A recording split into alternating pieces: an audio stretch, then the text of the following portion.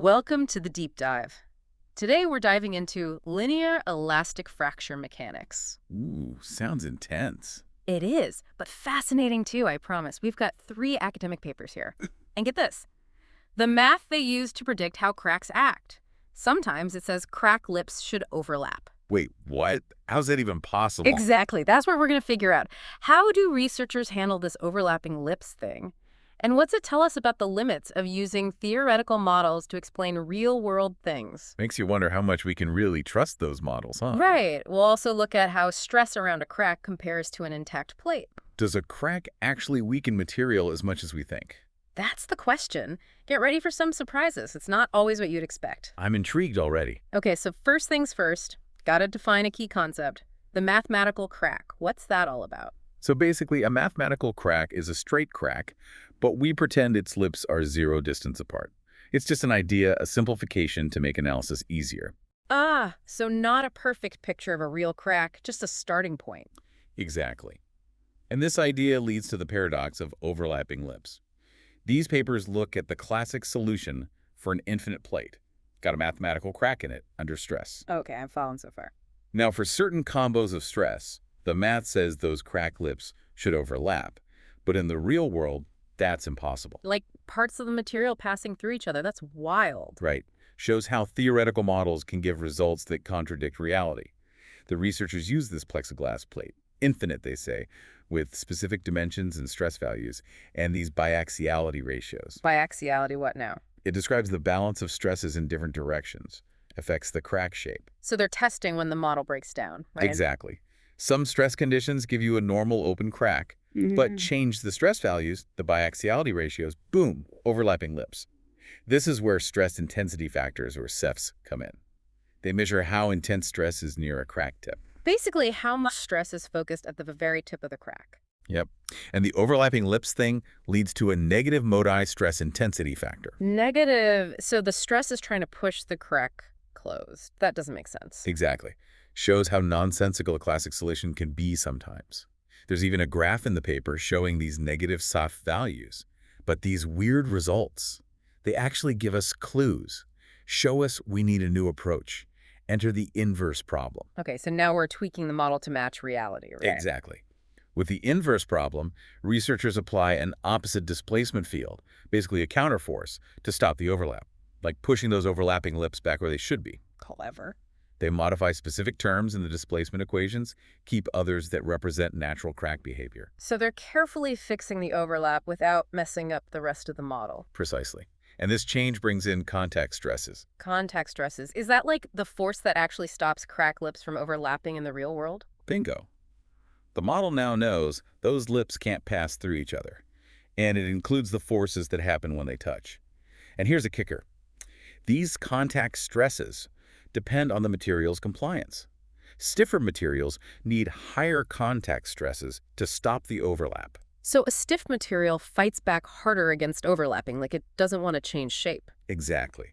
Now they combine the original problem with its potential overlapping and this inverse problem to make a general problem solution. So a best of both worlds kind of thing. Exactly. This general problem solution works for both open and closed cracks. Considers all the states a crack can be in. And for closed cracks with friction between the lips, the SIFs become 0. Wait, 0. So no stress at the tip of a closed crack. Not quite. When the lips are touching and there's friction, you don't have that sharp stress concentration at the tip. The stress spreads out more evenly. So the general problem solution, by including contact and friction, gives a much more accurate, realistic picture of how cracks act. Wow, this is getting pretty deep. We've talked about infinite plates, which are theoretical, right? What about finite plates? Something more like what we see in the real world. That's where things get even more interesting. They compared a cracked finite plate under uniaxial compression to an intact plate under the same load. Uniaxial compression just means squeezing the plates from top to bottom. Got it. So comparing how a plate with a crack squishes compared to a solid plate. Exactly. And guess what? The displacement fields, meaning how the material deforms, they converge really fast away from the crack. Even with high stress, the cracked and intact plates deform almost the same as you move away from the crack. That's kind of surprising. I think a crack would mess things up more, spread out the effect. Right. But it seems a crack's impact on deformation is way more localized than we think, especially with friction involved. So what happens near the crack? Is it all the same there? Not quite. Near the crack, especially without friction, there are some key differences. For example, the stresses near the crack are much higher compared to the intact plate. They also found that the crack lips, besides maybe opening, can rotate and slide against each other. So the crack isn't just a static line, it's like a moving part that changes how the material reacts to stress. Precisely. Now let's go back to those contact stresses. They compared those stresses, the ones preventing overlap, to stresses at the same spots in an intact plate. So comparing the same points in both plates, cracked and intact. Yep. And here's the kicker. The contact stresses in the cracked plate, always higher than the matching stresses in the intact plate. Always. That means the crack's actually creating more stress in those contact areas. I thought cracks are supposed to relieve stress, not make it worse. Right. It's counterintuitive. They looked specifically at uniaxial compression perpendicular to the crack, meaning squeezing the plate from the sides at a right angle to the crack. In this case, both the classic LEFM solution, which gave us those overlapping lips, and the general problem solution predict a zero-mode SIF. But don't they get there for different reasons? You got it. The classic solution gets 0 because of the impossible overlapping. The general problem solution gets 0 because it forces the lips to be in full contact, meaning no stress concentration at the tip. And this ties back to those higher contact stresses. The cracked plate, even though similar to the intact plate away from the crack, needs more stress along those cracked lips to keep them together, to prevent them from magically passing through each other. So even if the crack seems like a local thing, it forces the material to work harder in those contact zones. Exactly. Shows how important material properties are. This is really changing how I picture cracks. It's not just a line, it's a whole zone where stress acts differently. You got it. And this understanding is key to figuring out how cracks behave under stress and designing stuff that can handle it. Okay, we've talked mode I loading, where crack lips are pulled apart. What about mode 2, where they're sheared, sliding against each other? That's where things get tricky experimentally. Turns out getting pure mode 2 loading is super hard. Like sliding 2 blocks perfectly without lifting or pushing them. Sounds like a challenge. It is. And this difficulty creates some gaps between what theories predict and what actually happens in labs. For instance, the classic LEFM solutions, the ones with those overlapping lips, always predict overlap for pure mode 2. But once we factor in contact stresses, things change. So the general problem solution saves the day again. Right on. It makes the lips touch completely, so no overlap, and gives a more realistic picture of how cracks act under mode 2. So the general problem seems to win every time, being more realistic. Yeah, it shows how important it is to keep refining our models based on what we see in experiments. Theory and observation got to work together. Okay, why are researchers so obsessed with this pure mode 2 loading anyway? What's the big deal? Well, one reason, it's the main way cracks grow in certain materials, like composites. Composites, you mean like the stuff in airplanes and wind turbine blades? Exactly. Those layered structures are more prone to cracks growing under shear, the layers sliding past each other. Understanding mode 2 is key for designing strong composite stuff. Makes sense. It's not just how cracks grow, but how they grow in specific materials under specific conditions. Right. Plus, mode 2 loading can be more unpredictable and potentially more dangerous than mode 1. Hold on, aren't all cracks kind of dangerous by default? Sure, but mode cracks grow more predictably, making it easier to know which way they'll go and how fast. But mode 2, they can be erratic, making design tougher. So a mode 2 crack is like a wild card. You don't know which way it'll jump. Pretty much. It's all about how stress concentrates around the crack tip. Okay, let's break that down. How does stress concentration affect crack growth in mode 2? See, in mode 1, the highest stress is right ahead of the tip. Like pulling a paper with a tear, the tear goes straight ahead. But in mode 2, the highest stress is off to the sides of the tip, at an angle. So instead of going straight, the crack could go sideways, curve around unpredictably. Exactly. Makes it much harder to predict, hence all the interest in mode 2. Yeah. If we figure out this complex, potentially dangerous type of crack growth, we can design stuff that's way safer. Right, like you wouldn't want a bridge to have a mode 2 crack that suddenly decides to grow sideways. Exactly. That's why researchers are working so hard to isolate pure mode 2 loading in their experiments. It lets them zoom in on this specific kind of crack growth and check if their theories hold up. But didn't you say it's super hard to get that pure mode 2 loading in a lab setting? It is. It's like trying to do brain surgery on a roller coaster. Any tiny mistake and your results are messed up. Yikes, that's a scary thought. Right. But despite the difficulty, Researchers have come up with clever ways to get close to pure Mode 2 loading. One way is using specially shaped specimens, designed to focus shear stresses at the crack tip without other stresses getting in the way. So they're making the crack grow in a controlled way so they can study it better. Precisely. And they also use super precise loading systems that apply force very carefully. It's all about control and precision. So it's a combo of smart design and high-tech equipment. You got it. And by using these techniques, they've made big progress in understanding Mode 2 cracks and refining our theoretical models of this whole phenomenon. This deep dive has really blown my mind.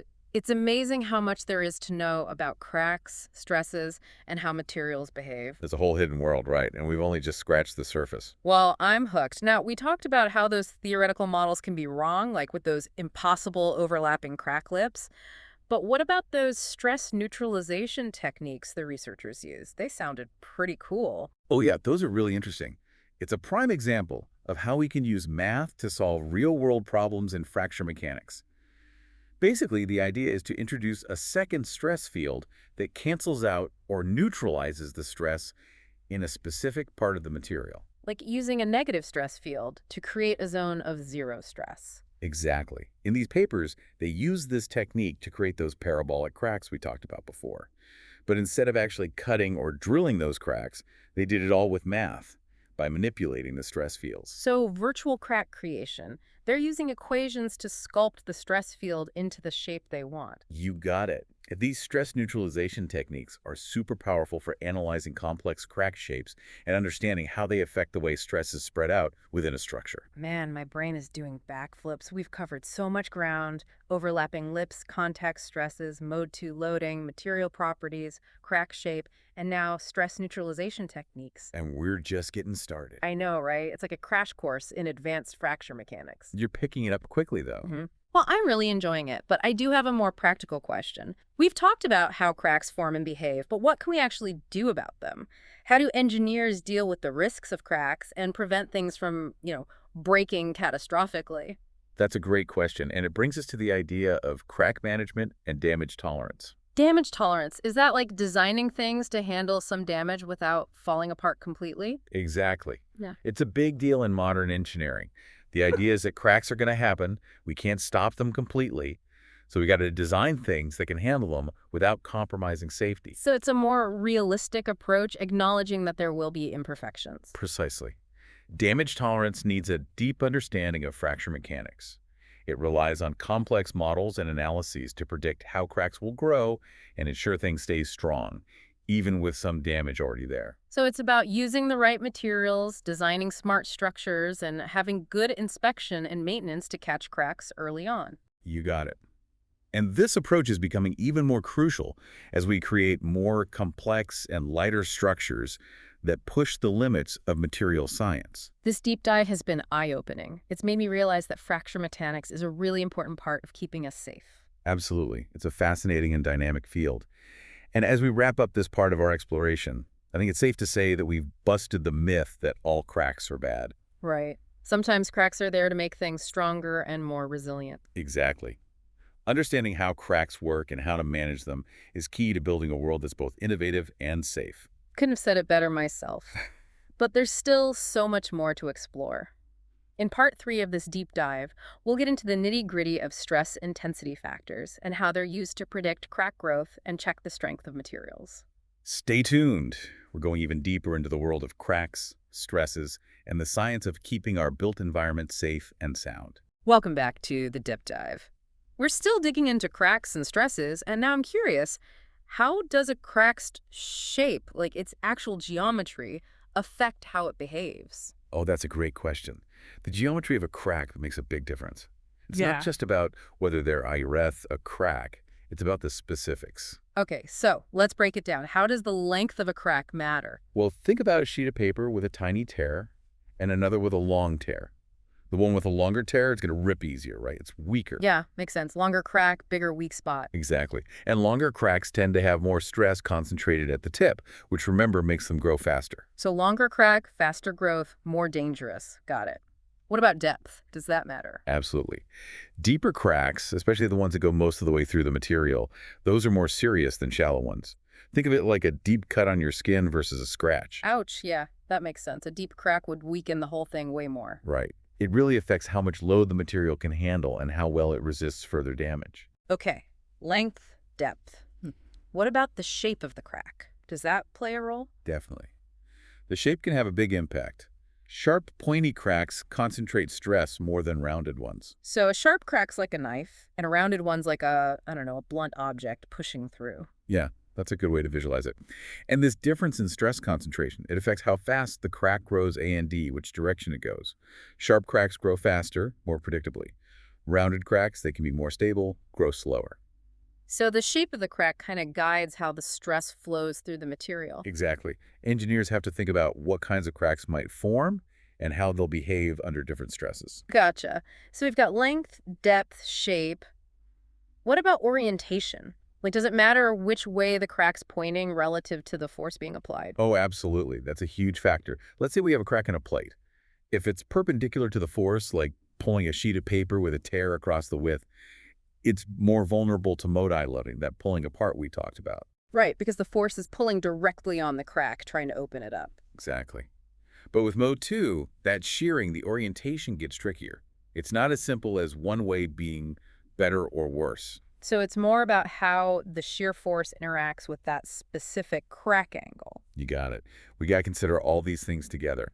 Length, depth, shape, orientation, AD, the type of loading, to figure out the risk of crack growth. Wow, this is making me realize how interconnected everything is in fracture mechanics. It's like all these pieces working together to determine how a crack will behave. It really is.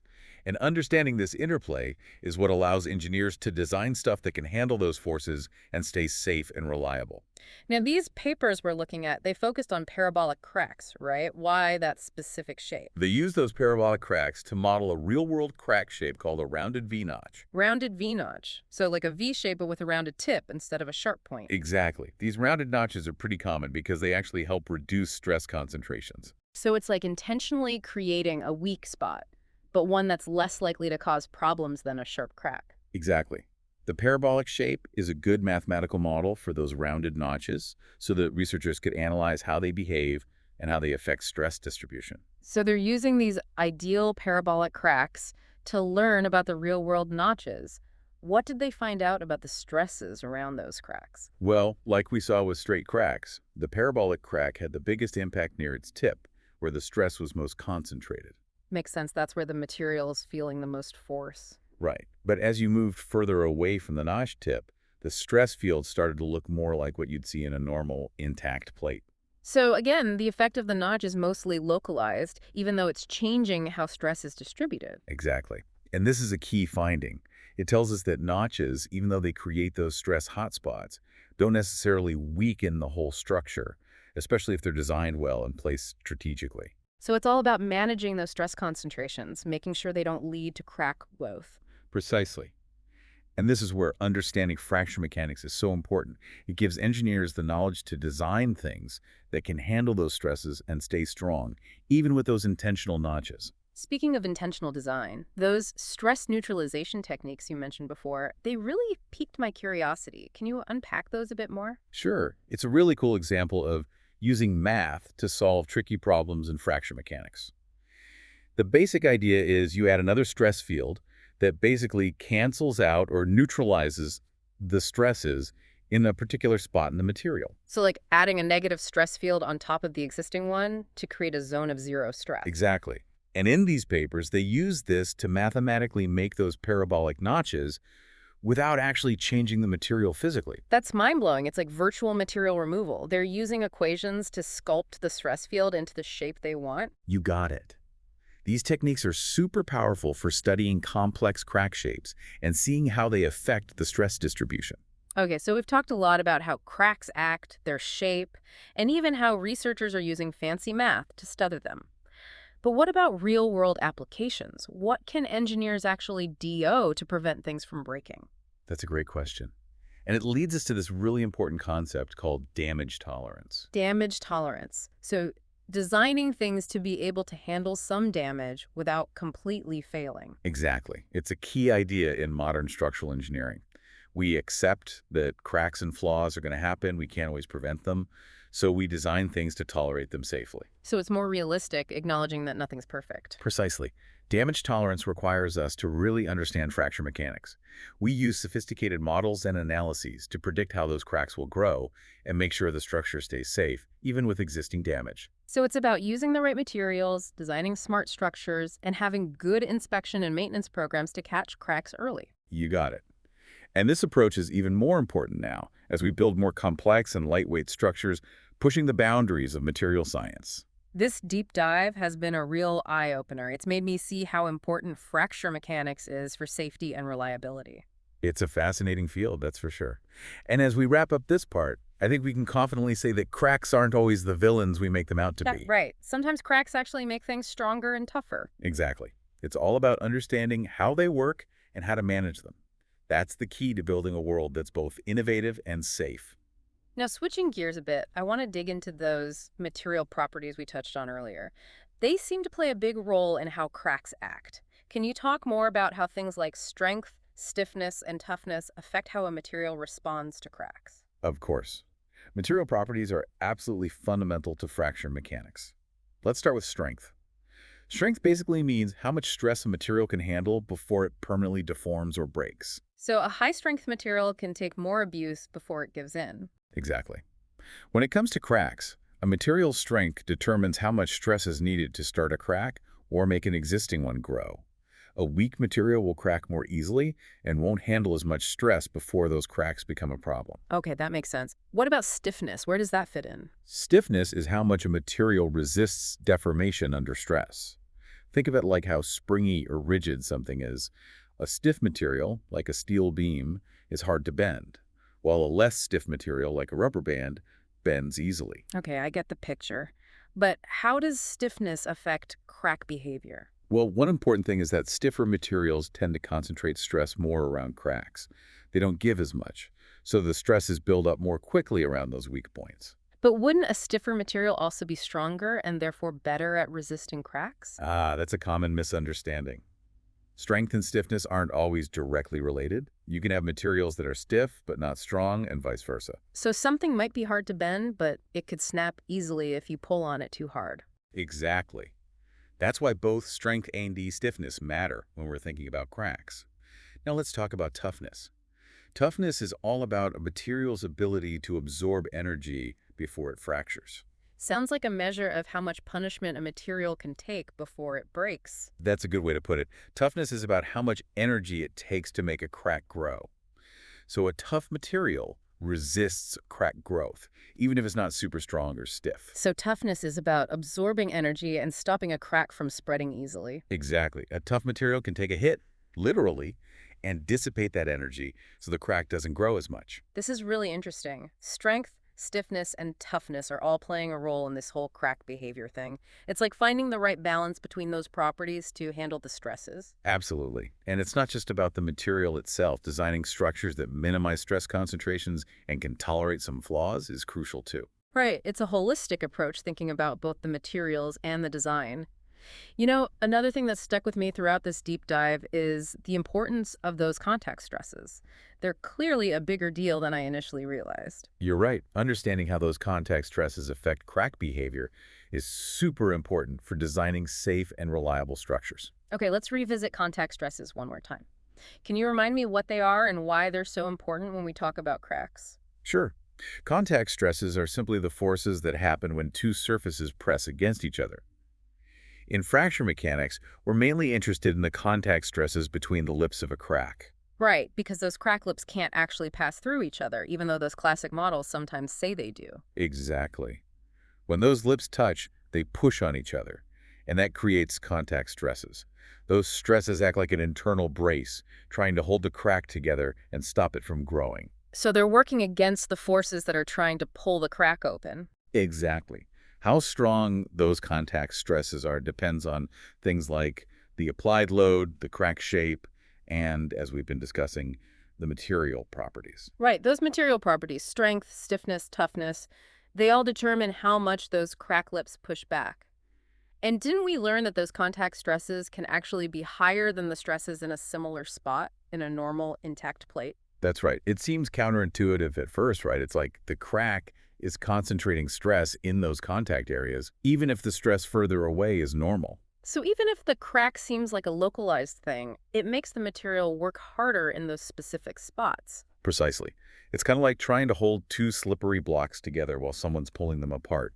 You have to grip them really hard to keep them from slipping, and the harder you grip, the more force you're putting on those contact points. That's a great analogy. It makes sense that those contact zones would have higher stress because they're basically doing the heavy lifting of keeping the crack from spreading. Exactly. And to understand why this happens, we need to think about how the material deforms when it's under stress and how the crack messes with that normal deformation. Okay, let's walk through that. Imagine we have a plate and we're pushing down on it from the top and bottom. All right, I'm picturing it. In a normal plate, without a crack, the material compresses evenly, right? Like squeezing a sponge, it gets a bit shorter and wider. Exactly. But in a plate with a crack, those crack lips, even if they're touching, they can't compress the same way the rest of the material does. Because they're basically free surfaces, not connected to the surrounding materials in the same way, right? Exactly. So when you push down on that plate, the crack lips want to move, maybe rotate, slide past each other, or even open up a bit. So the crack is disrupting the normal flow of stress and doing its own thing. Precisely. And to keep those lips from moving too much and potentially causing the crack to grow, the material has to push back harder. And that's what creates those higher contact stresses. So it's like the material is compensating for the crack, working overtime in those areas to keep everything together. You got it. And the stiffer the material, the stronger that pushback will be, leading to even higher contact stresses. This is fascinating. Up to this point, we've mostly talked about cracks in plates. But cracks can form in all sorts of shapes and geometries, right? Oh, absolutely. Cracks can show up in all kinds of structures, from simple beams and columns to much more complex 3D shapes. And the geometry of the crack itself, its length, depth, shape, and orientation, all of that affects how it acts under stress. So the shape of the crack is like a blueprint for how it'll respond to stress. That's a great way to put it. For instance, think about a crack in a curved surface, like the inside of a pipe. That curvature is going to affect how the stress is spread around the crack and how it might grow. It seems like crack geometry adds a whole other level of complexity to fracture mechanics. It definitely does. And this is why understanding the basics of fracture mechanics is so important. It lets engineers predict how cracks will behave in different situations and design structures that can handle those forces safely. This deep dive has been incredible. It's really opened my eyes to this hidden world of cracks and stresses. It is a pretty fascinating world, isn't it? And we've only just begun to explore it. In the next part of our deep dive, we'll get into more detail about those stress intensity factors and how they're used to predict crack growth and ensure structural integrity. Stay tuned. There are still plenty of secrets to uncover in the world of cracks and stresses. Welcome back to the deep dive. We've been on this awesome journey through the world of cracks and stresses, and now it's time to tackle the big one: stress intensity factors. You're right, those stress intensity factors, or SIFs for short, they're super important for understanding and predicting how cracks behave. They give us a way to actually measure the risk of a crack growing and make sure our structures are safe. We talked about SIFs a bit before, saying they measure how intense the stress is near a crack tip. But let's dig a little deeper. What are they really, and how do engineers use them in the real world? A stress intensity factor basically tells you how much that crack wants to grow. It's a measure of the stress concentration right at the tip of the crack. So a higher SIF means the crack is under more stress and more likely to spread. Exactly. Think of it like a measure of the crack's eagerness to grow. The cool thing about SIFs is that they let us predict how a crack will react to different loads and forces. So it's a predictive tool. We can use it to see how a crack will behave in different situations. Precisely. And that's incredibly valuable for engineers.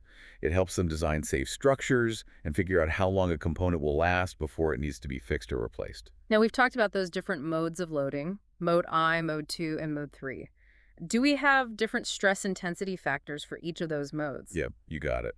We have three main SIFs, one for each of those primary modes. We use Ki for mode I, Ki for mode 2, and K3 for mode 3. So we're breaking down the crack's eagerness to grow into 3 parts, each one showing a different way the crack could grow. Perfect analogy. By looking at each of these SIFs, we get a much better understanding of how the crack is behaving and what forces are driving its growth. Earlier, we mentioned how those classical LEFM solutions, the ones that sometimes predict impossible things like those overlapping crack lips, can also give us negative stress intensity factors. You're right, and those negative SIFs are a clear sign that the model is off track. They're basically saying that the stress is trying to push the crack closed, which doesn't make sense in the real world. Right. It's like the model is pretending that cracks can magically heal themselves. Exactly. Those negative SIFs are a big red flag. They tell us we need to fix our model and include things like contact stresses and friction between the crack lips. So those real-world constraints are super important for getting SIFs that actually mean something. Absolutely. Once we account for those factors, we get SIFs that reflect what's really happening with the crack. Okay, so now we know what stress intensity factors are, but how are they actually used in real-world engineering? What can we do with them? One of the most important uses is predicting how cracks will grow over time. So we can use Fs to basically see into the future of a crack. Pretty much. To do this, engineers use something called crack growth laws. These laws link the rate at which a crack grows to its stress intensity factor. So it's like a mathematical formula that says if the stress intensity factor doubles, the crack will grow twice as fast. That's the basic idea, although the exact relationship can be more complicated depending on the material and the loading conditions. These crack growth laws are based on tons of experimental data and theoretical models, and they let engineers make really accurate predictions about how cracks will behave. That's amazing. So by knowing the SEF right now, you can basically fast forward and see how the crack will change in the future. Exactly. That's super important for engineers. It helps them figure out how long a part will last, when it needs to be fixed or replaced, and how to design things that will last for their intended lifespan. It sounds like SEFs are key to making sure things stay safe and reliable. Are there any other ways they're used? Absolutely. Another critical application is in something called fracture toughness testing. Fracture toughness. That's one of those material properties we talked about, right? The ability to resist crack growth. You got it. To figure out a material's fracture toughness, engineers do special tests where they put a controlled crack in a sample and then apply a specific load. So they're intentionally making a crack grow and seeing how much stress the material can handle before things get out of control. Exactly. By measuring the load at which the crack starts growing rapidly, they can calculate the material's fracture toughness. This is often expressed as a critical stress intensity factor, which is basically the SEF at which the crack becomes unstable and starts growing like crazy. So it's like a safety limit for cracks. That's a good way to put it. Knowing this critical SEF is super important for engineers because it tells them how much stress a material can take before a crack becomes a major problem. This has been an awesome deep dive. We've explored the basics of fracture mechanics, learned about stress intensity factors and how they're used, and even seen how researchers are using complex math to model crack behavior. It's been a wild ride through a really important and interesting field of engineering, and I hope you've learned that cracks aren't always the bad guys we think they are. Right. We tend to think of cracks as signs that something's about to break. Exactly. But cracks are a natural part of how materials behave, and they don't always lead to disaster. In fact, engineers often put cracks or notches in things on purpose to make them stronger and last longer. So it's all about understanding how to work with cracks, not just being afraid of them. And it seems like fracture mechanics is giving us the tools to do just that. You got it. Fracture mechanics is about using theoretical models, experiments, and engineering know-how to predict how cracks will act and design things that can handle the stress. This deep dive has given me a whole new perspective. I'm starting to see cracks not just as flaws, but as a way to learn, innovate, and build things that are safer, more reliable, and more resilient. Well said. It's been great exploring the world of fracture mechanics with you. And remember, there's always more to learn and discover out there. That's for sure. Keep those curious minds working. Thanks for joining us on the deep dive. We'll catch you on our next adventure into the world of science and engineering.